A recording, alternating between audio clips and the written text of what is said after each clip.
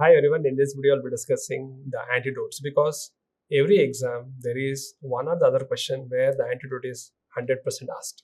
So that's why antidotes is very important. Let us discuss them. So in antidotes, the first one what we are going to discuss is the antidote for the organophosphate and carbamate poisoning. For organophosphate and carbamate poisoning, the antidote is called atropine. So the name is atropine. The next important one is what if there is atropine poisoning? So atropine, also called as datura poisoning or atropobelladonna poisoning, or what we call it as belladonna poisoning. So for all this, what is the antidote? The name of the antidote is physostigmine. The name is physostigmine. And most of you will confuse physostigmine with pyridostigmine. So don't make a mistake there. Then moving on to the next one, beta blocker overdose or beta blocker toxicity. So usually they can tell you that patient had taken higher dose of metoprolol and how do you manage this. Now beta blocker toxicity, the drug of choice, the antidote is glucagon. The name is glucagon. Then the paracetamol overdose. Paracetamol overdose. What is the antidote? The antidote name is called N-acetyl-cysteine. It is called as N-acetyl-cysteine. The next drug is digoxin. Again, a commonly asked question in the exam. Digoxin. The antidote is called digibind, or it is called as digifab. It is also called as digoxin-immune-fab. Digoxin-immune-fab. So all are antidotes for this. The next one is cyanide toxicity. For cyanide, the drug used is hydroxycobalamin. So when you use hydroxycobalamin, it is converted to cyanocobalamin, which will throw the cyanide out. That is the antidote. Then the next one is what is the antidote for heparin? That is unfractionated heparin as well as low molecular weight heparin. The antidote name is called protamine sulfate. It is called as protamine sulfate. Again, another anticoagulant, the name is called warfarin. And if they ask you what is the antidote for that, it is vitamin K. Then the direct NA inhibitors. For example, I will take an example of apixaban. So any drug ending with hexaban, they are direct NA inhibitors. For that, the antidote name is called and hexanet alpha. Remember, they end with hexanet, hexa. Then we have a drug called dabigatran. So dabigatran is having an antidote. It starts with E, so it inhibits dabigatran, idarosizumab. That is called as idarosizumab. Now, recently there is an investigation drug that is called siraparantag. Siraparantag is not approved right now. It is an investigation drug, but it was asked in the exam. It is an antidote for unfractionated heparin, low molecular weight heparin. It is also investigated for the dabigatran, then 10A inhibitors. So this is being investigated for unfractionated heparin, low molecular weight heparin, dabigatran, and 10A inhibitors. Now moving on to the next aspect, the benzodiazepines, Z-drugs, and then we have beta carbonyl. For this, do we have an antidote? Yes, the antidote name is flumazenil. The name is flumazenil. Remember ZZ for sleeping tablet. Sleeping, it is flumazenil. Another important aspect, Another important aspect is the methanol and ethylene glycol poisoning. So the antidote is called fomepizole. So fomepizole is an inhibitor of alcohol dehydrogenase, so that is the antidote for that. Then whenever we use an antiepileptic, the name is called valproate. Valproate can increase the ammonia, so it is called valproate induced hyperammonemia.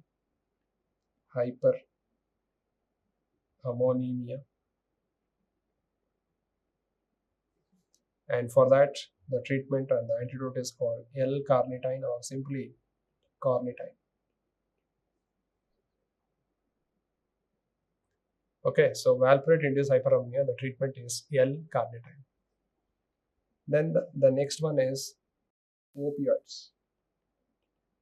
Opioids like morphine, heroin, codeine.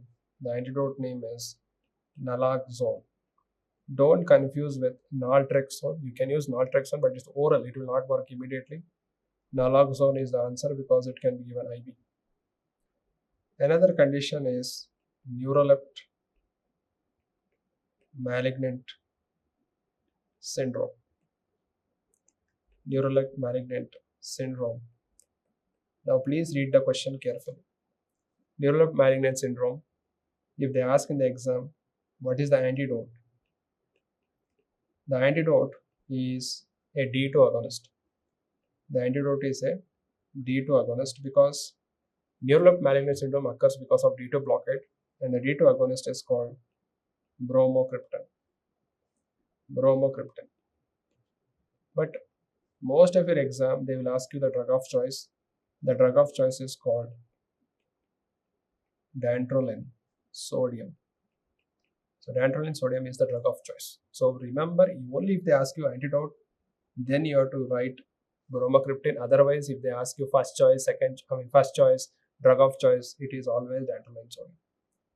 Dantrolene sodium is also drug of choice for one more condition, and that is called malignant hyperthermia. And that is a condition which occurs due to the anesthetics, that is innate anesthetics as well as succinylcholine.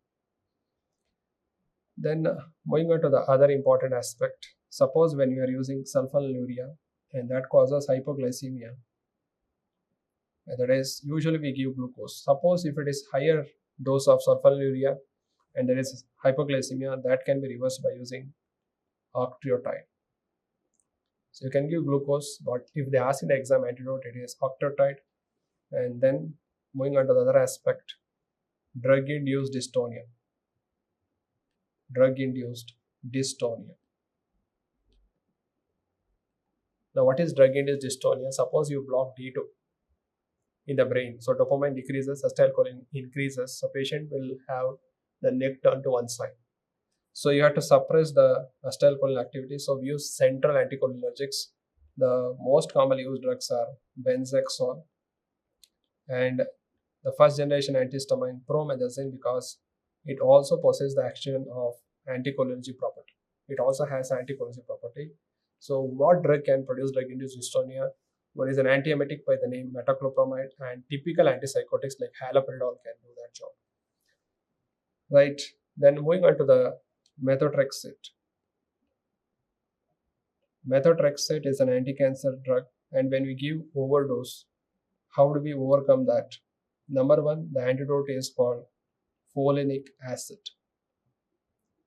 Folinic acid is also called as leucovorin. Now, leucovorin is also called by one more name, that is citrovorin factor. So these are the antidotes. Sometimes we also use an enzyme which can cut methotrexate. The name is called glucarpidase. The name is called glucarpidase. That is about methotrexate. Now, suppose there is calcium channel blocker toxicity. Somebody took verapamil high dose. Then how do we overcome that? If calcium channels are blocked, give calcium gluconate. So the antidote is calcium gluconate. Another drug which is commonly used in eclampsia, magnesium sulfate. So if there is magnesium sulfate overdose, what is the antidote? Again, the name is same thing, that is calcium gluconate. Suppose the patient has methemoglobinemia. Methemoglobinemia. Is there an antidote? Yes, we have something called methylene blue. So methylene blue is used. Then moving on to the other aspect. Suppose patient has INH overdose. INH is a drug used for tuberculosis, and if there is overdose, what is the antidote? It is the vitamin B6. It is also called as pyridoxine. Pyridoxine is B6. Suppose we give fibrinolytics. Fibrinolytics like altiplase, retiplase, tenecteplase, septokinase, urokinase. So fibrinolytic overdose. What is the antidote for that? For that, what we use is the antifibrinolytics. So what we use is antifibrinolytics. So the name of them are epsilon aminocaproic acid, and one more drug is, yes, you are correct, it is called tranexamic acid. So these are used. Now another important aspect, suppose there is tricyclic antidepressant overdose. So whenever there is tricyclic antidepressant overdose, there is a chance that they can cause arrhythmia by blocking sodium channels. So how to overcome sodium channel blockade? The antidote is called sodium bicarbonate. So what we use is sodium bicarbonate. That is about TC overdose. Suppose somebody has aspirin overdose. Aspirin overdose, we don't have an antidote. So why are you discussing here? So that you learn everything at one place. Aspirin overdose, we don't have an antidote. So what we can do, aspirin is an acidic drug. What we can do is alkalinize the urine. Alkalinize the urine. And how do you do alkalinization of urine? By giving sodium bicarbonate intravenous. Otherwise, you can also do dialysis and remove this. Now, one more poison which you can remove like this, which don't have an antidote, they are barbiturates. Barbiturates are nothing but they are called as barbituric acids. They are called barbituric acids. So again, for this poison, you can do two things: alkalize the urine and do dialysis. Similarly, I will give one more example for you. A drug called amphetamine. Amphetamine, also there is no antidote for this. So if there is no antidote, try to eliminate the drug out. So remember INE, a drug which is basic. So what you can do is you can acidify the urine for this. Acidify urine. Now how do we do that? By using ammonium chloride, or we can use vitamin C, which is called ascorbic acid. So this is used to acidify the urine.